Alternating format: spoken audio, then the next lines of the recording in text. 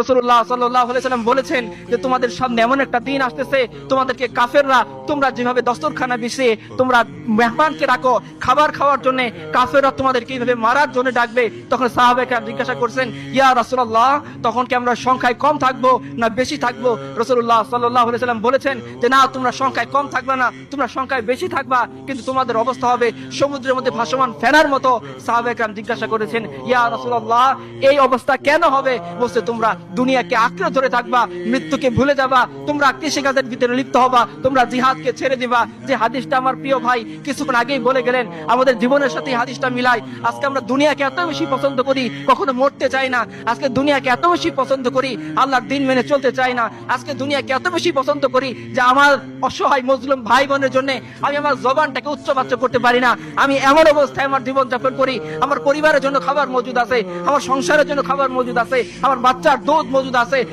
কিন্তু যে সমস্ত অসহায় মজলুম ভাই বোনেরা মাসের পর মাস, বছরের পর বছর নিজেদেরকে আল্লাহ সুবহানাহু ওয়া তাআলার সামনে দাঁড় করিয়ে শাহাদাতের নজরানা পেশ করতেছেন, যারা সে শিয়াবে আবু তালিবের মতো হাড্ডিসার হয়ে মারা যাচ্ছেন, যে সমস্ত উম্মার মায়েরা তার বাচ্চাকে ঘাসের স্যুপ খাইয়ে ঘুমানোর জন্য পিরাপিরি করতেছেন, যে সমস্ত বোনেরা তার লজ্জা নিবারণের জন্য বালু ধুলা দিয়ে নিজের শরীরকে ঢেকে নিচ্ছেন, এবং কি ঘুমানোর আগে পর্যন্ত তারা বোরখা পরে ঘুমাচ্ছেন, না জানি কখন দুশ্মনের বোমের আঘাত তার বাসার উপরে এসে পড়ে তিনি মৃত্যুবরণ করেন, আর তার সাংবাদিক ছবি তোলার জন্য তার সতর উন্মুক্ত হয়ে যায়। এই দৃশ্য থেকে বাঁচার জন্য যিনি ঘুমের মধ্যেও বোরকা পরিধান করে ঘুমাচ্ছেন, সেই সমস্ত সম্মানিত মুসলমানদের বোনদের সামনে দাঁড়িয়ে আমরা বলতে পারি যে তুমি যে এতদিন প্রত্যাশা করতেছিলা সালাউদ্দিন আইয়ুবীর জন্য, তুমি যে প্রত্যাশা করতেছিলা মুহাম্মদ বিন কাসিমের জন্য, তুমি যে প্রত্যাশা করতেছিলা আমিরুল